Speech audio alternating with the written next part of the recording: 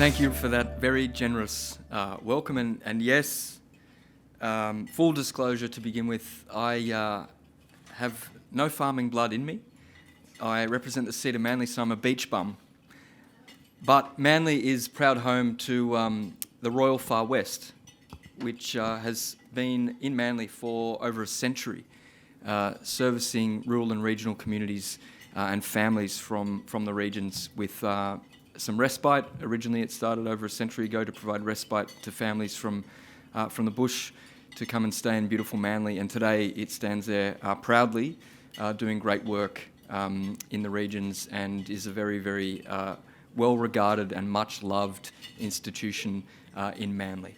So thank you very much, Robert, for the generous welcome, and I'd like to acknowledge the traditional owners of the land on which we are meeting here today, the Gadigal people of the Eora Nation, and want to thank you all very much for the opportunity to provide some remarks today about natural capital and my view on the opportunity that it presents for farmers and the ag industry right across New South Wales.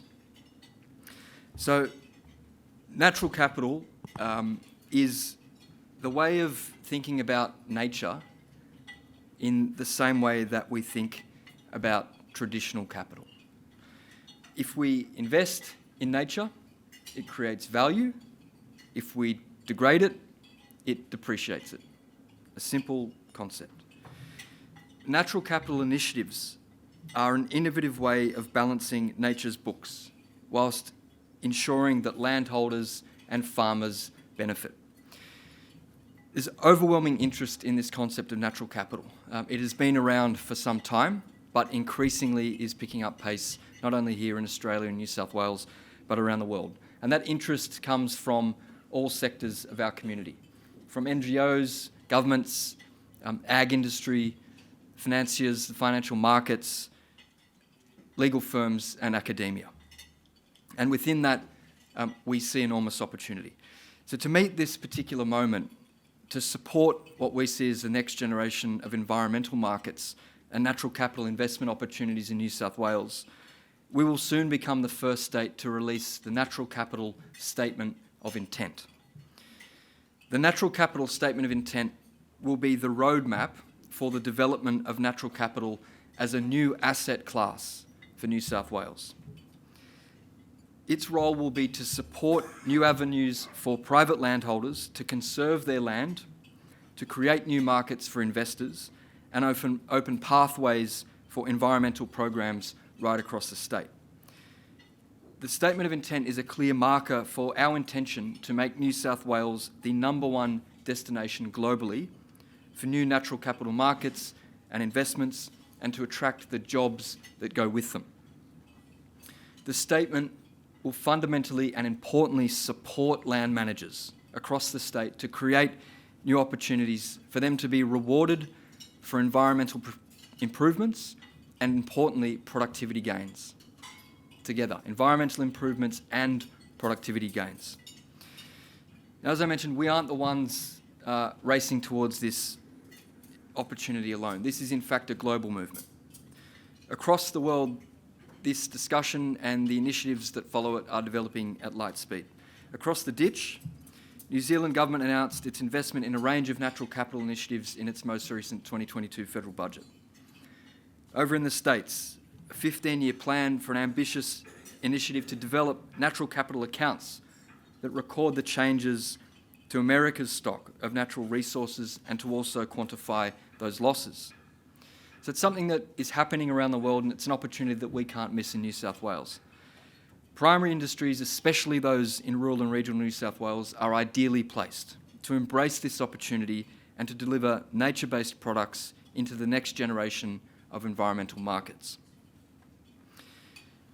The National Farmers Federation estimates that driving investment in innovative, sustainable and future market-ready ag can build a $100 billion industry by 2030. The New South Wales government initiatives are all about putting us ahead of the pack so that we can deliver on that potential. And what we've started doing is to design some of these programs that will ensure the state's regional communities reap the benefit of natural capital investment. Consultation has commenced on our $206 million sustainable farming program. This is a completely voluntary program. It was announced in the June budget, and it will help farmers around the state adopt additional sustainability practices. It will help improve biodiversity and lower emissions across New South Wales and help our farmers receive tangible benefits for sustainable land management practices, which I understand that many already do out there across the state. As a part of the program, what we're proposing to do is develop an accreditation scheme for farmers who manage their land for biodiversity and carbon whilst enhancing productivity. Just as we know what the Forestry Stewardship Council certification system represents, this is about developing an easily recognisable accreditation for sustainable farms. What we know is that investors and consumers, not only here in Australia but globally, are looking for sustainably produced products, and that this program will support producers to meet that demand. We also have the $125 million Primary Industries Productivity and Abatement Program. This will help land managers to improve their carbon management and access additional income streams through registering projects with the Emission Reduction Fund. This is a broad scheme that supports farmers to make improvements to soil quality, vegetation cover, biodiversity, and connection to country and culture. And I understand there's some work on that scheme to help remove the barriers to entry and make it easier for farmers to get involved. So what we need now is trusted and transparent natural capital data and design frameworks so that everyone understands how we're going to recognise and value nature-based benefits. And that is where the Natural Capital Statement of Intent comes in, which I mentioned earlier. The desire to protect our natural capital is being driven by both public and private sector commitments to net zero emissions and biodiversity conservation. The interest in this has only grown increasingly over the past couple of years, and here are 3 reasons why that interest is being driven so profoundly. In 2020, the World Economic Forum found that more than 50% of global GDP was nature dependent. There is also the possibility of biodiversity and ecosystem collapse being one of the top 5 risks that we face globally in the next decade. And unfortunately, Australia ranks 5th of 140 countries that will experience catastrophic economic loss if this issue is not dealt with urgently. So the scale of the challenge and the size of the consequences of inaction, not only for the climate, not only for the environment, but for the way that we live and the industries that we've prospered from, is simply too big to ignore. Now, I know that every day, all over our state, farmers are bearing the brunt of environmental degradation on their water quality, on their air quality, on their soils, and their productivity. These natural capital initiatives do have the potential to deliver a strong and secure future for our regional communities. Please know that my door is always open to the farming and ag sector to ensure that we embrace these natural capital opportunities from a win-win perspective, and that it makes a business opportunity live and real for our farming communities and makes our state a more sustainable one.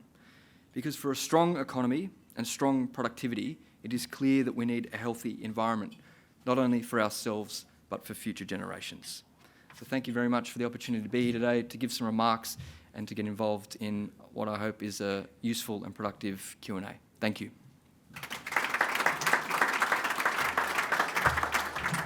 Thank you, Minister. Now, don't go too far away. There will be an opportunity for people in the room, obviously, to ask questions in the finest of farm riders' traditions. But, Minister, I take you back to some of your remarks.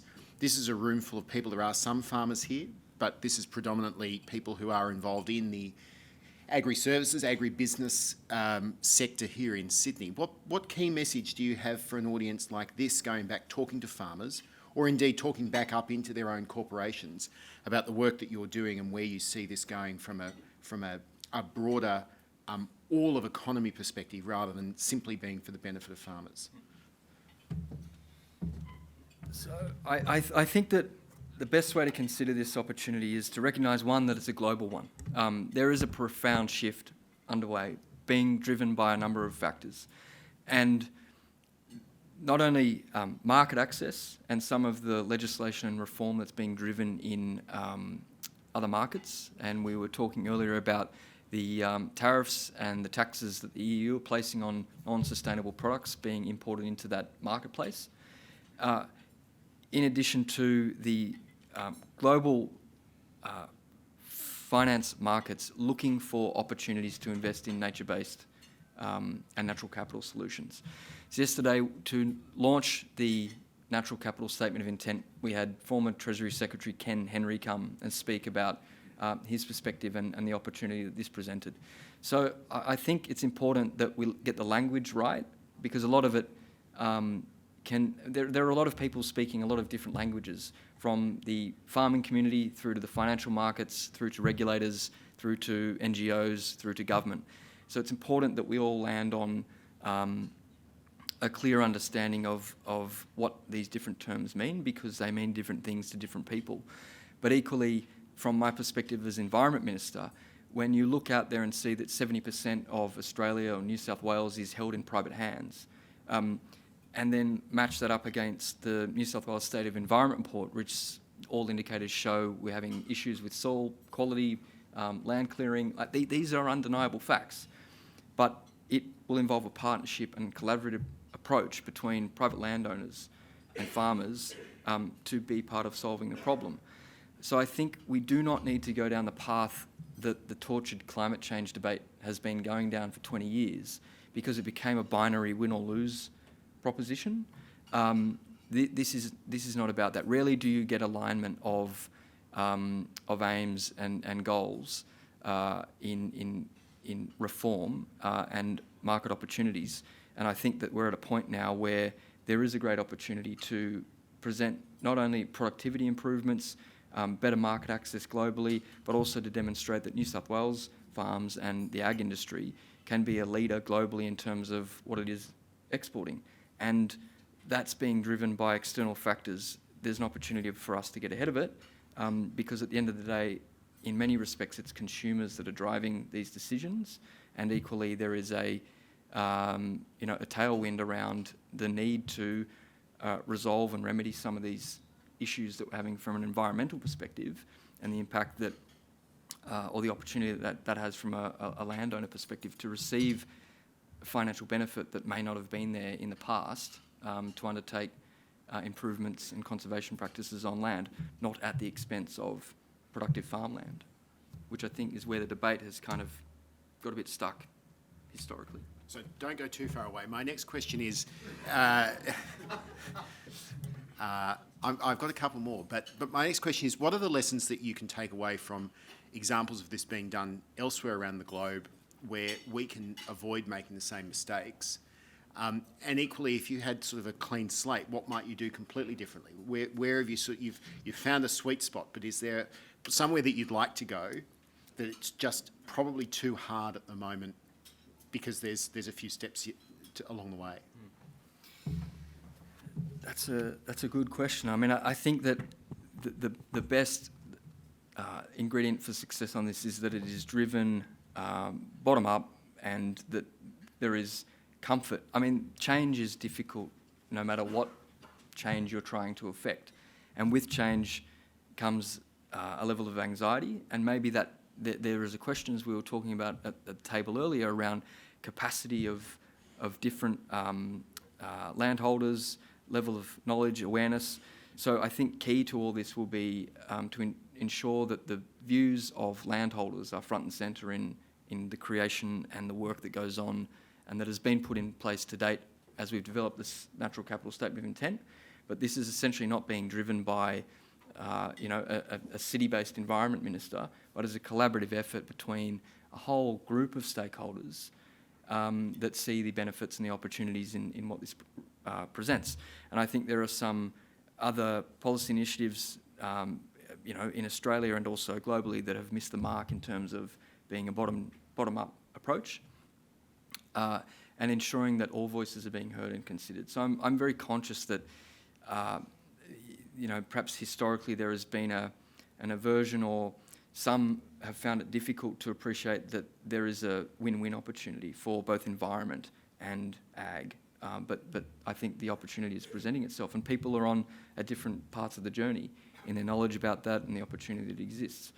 But there is goodwill and good opportunity, because whether it's productivity or environmental outcomes, I think we're operating and having different discussions than we were 10, 20 years ago. So I kind of go back to my earlier point around the fact that this doesn't have to take the same tortured path. It's not a win or lose equation. There is opportunity for win-win here. But, I mean, I've been out on the road and met many farmers, and a really interesting family, McCormack's outside of Crookwell, 3,000 acres, had been in the family since 1863, the same farming operation.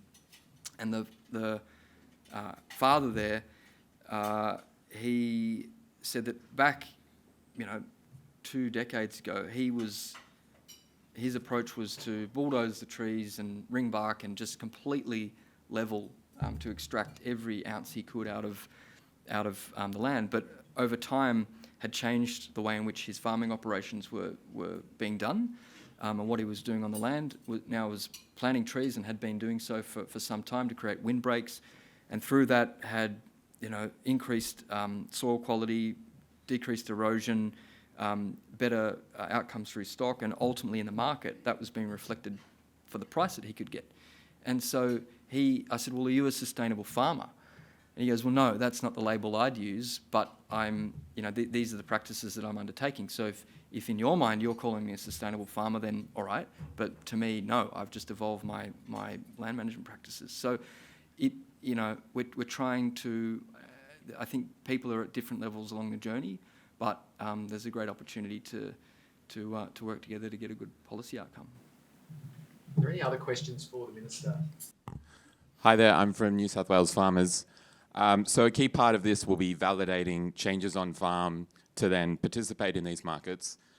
We had Local Land Services present to us a pilot they had, and they showed that there's operation of brokers playing that role and maybe some unscrupulous behaviour.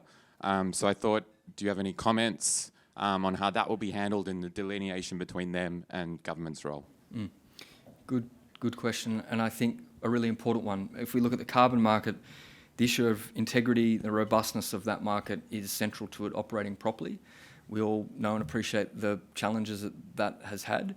Again, remarking on a comment yesterday was, it's not necessarily the lack of data, but there is almost too much of it through the technology that exists. And we've got the likes of Agronomy, for example, who I'm familiar with, that are doing great work in understanding and mapping for farmers what they've got on land, Internet of Things with sensors and all sorts of elements that can help provide the data. To your point, how we then where's the repository for that, and how it's then validated and checked. That will be a key part of framing up and building, for example, the sustainable farming program.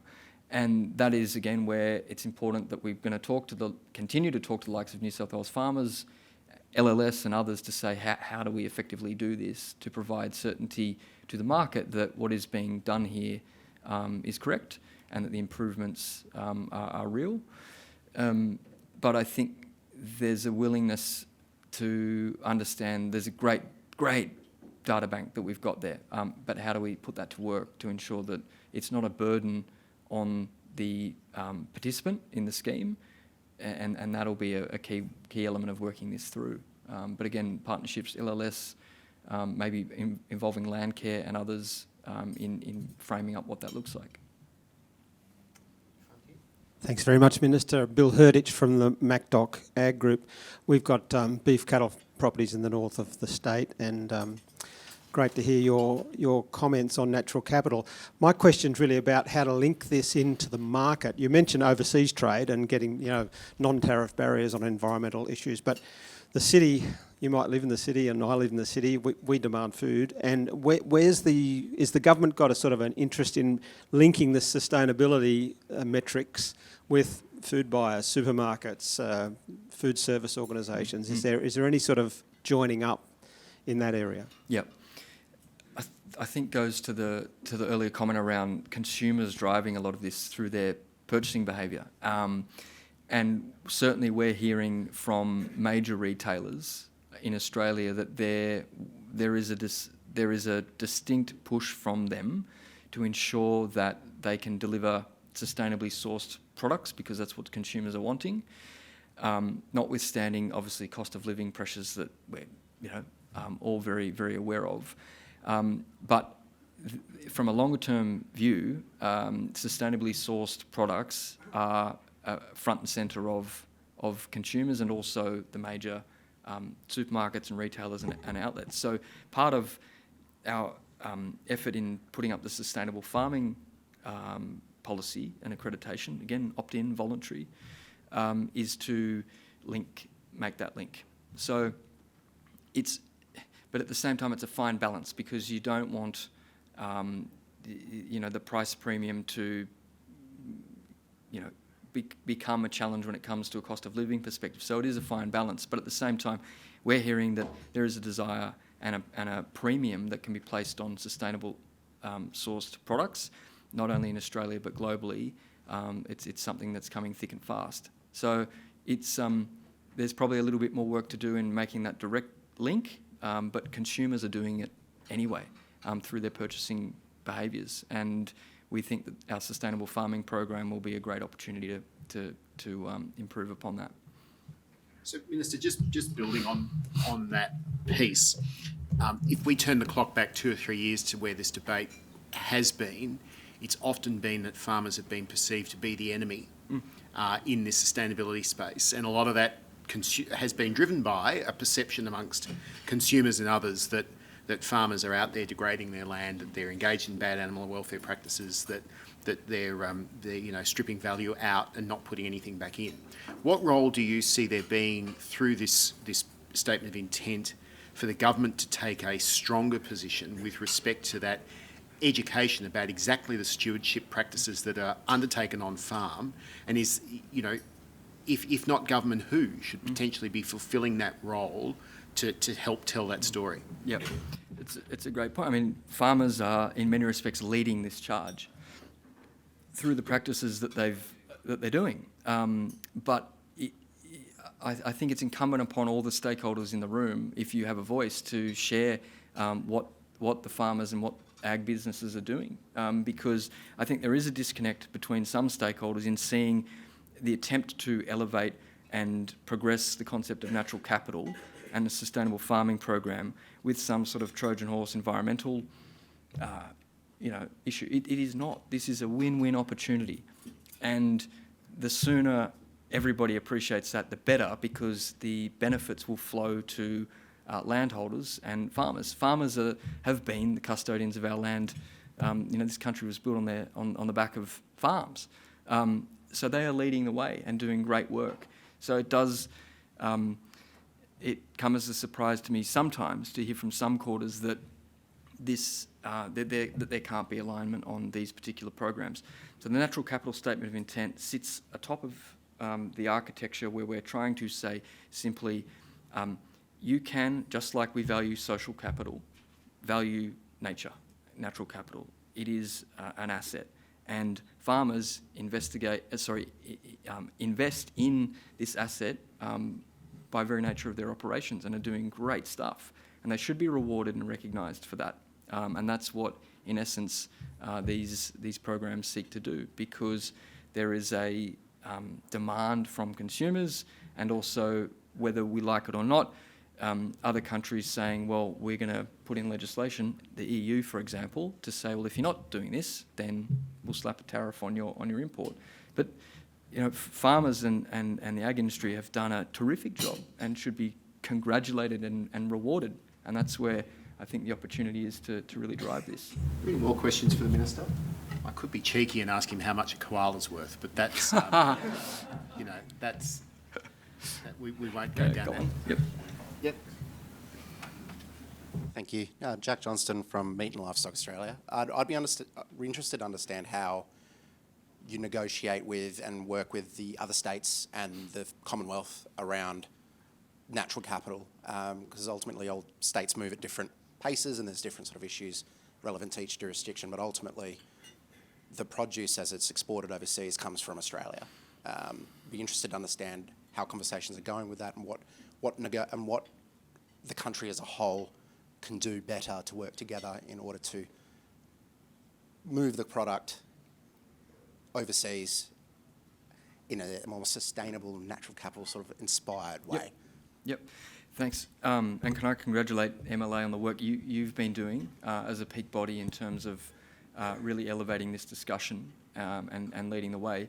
Yeah, you're right. I think it would be great to have a nationally harmonised approach to this, but different states are at differing levels, and we only need to look at the way in which plastic, as another issue, is.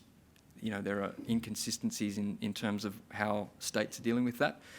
At our recent Environment Ministers meeting, which was the first one we had in 500 days, but it was a really good one, very collaborative, and a great opportunity to recognise the opportunity to try and create some national consistency on this. From my perspective, selfishly, if New South Wales can lead the way and demonstrate some good outcomes and pilot some good projects, get our natural capital statement intent up and out, it presents a framework and an opportunity for other states to observe and see how we are leading the way. And then from that, lend that approach to them if they're willing to join in a nationally harmonised approach. But the best way we can do that is to increase the amount of exports and business that we're winning as a result of supporting natural capital as a concept and the various programs that we're driving through sustainable farming and others to show the benefit to the ag industry and our state as an economy, which of course then will pique the interest of the other states and they'll get on board pretty quickly. But MLA was recognised yesterday at the event to talk about the draft of the Natural Capital Statement of Intent and the work that you've been doing in really being at the forefront of saying, to the question earlier, farmers are leading this. It's about getting recognition and putting up in lights the great work that's being done. Well, with dessert being served, there's one more question, Andrew. You've always got to watch the last question, and typically we've given it to a journalist. So, Andrew, take it away. Okay. Oh, now I'm stuffed. Here you go. And Andrew Marshall from The Land. Just in tin tax, what are you expecting farmers to do? You're saying they're already leading the way on environmental management. What, in just simple terms that a farmer behind the fence can understand, what are you expecting your program's going to encourage, and what's their role? Where are they going to step in? Yep. So I think ultimately it's about, in the first instance, putting their hand up and saying, we need to, if they do, to learn more. Like, this is, in the first instance, an awareness-raising exercise to help build capacity. So if there are farmers who are quite perplexed about what all this means and where the opportunity exists, it's to firstly make that clear and known so that we can communicate effectively and really help identify the information that we need to share, whether it is through, from a government perspective, whether it is the partners that we work with. So that would be the first one, because the more everybody knows, the less anxiety it creates and the clearer it becomes. So there's that.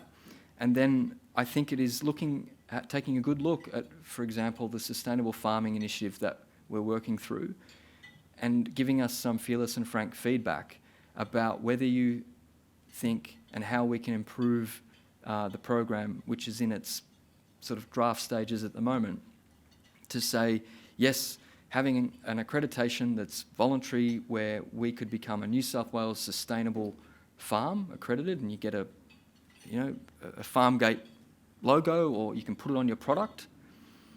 How do we make that a valuable proposition for you? And in that, we're starting to work through the accreditation of, here are the things that you may need to do or change on your farm, not on your productive land, but on your farm, on your land, to qualify for this program. And we need to get that definition and those accreditations right, and then off we go. So I would welcome farmers across the community getting in touch to say, look, we'll put our hand up and have an early discussion as we build this program to make sure that it works for everybody. So that would be my ask. Hopefully that's brass tacks enough.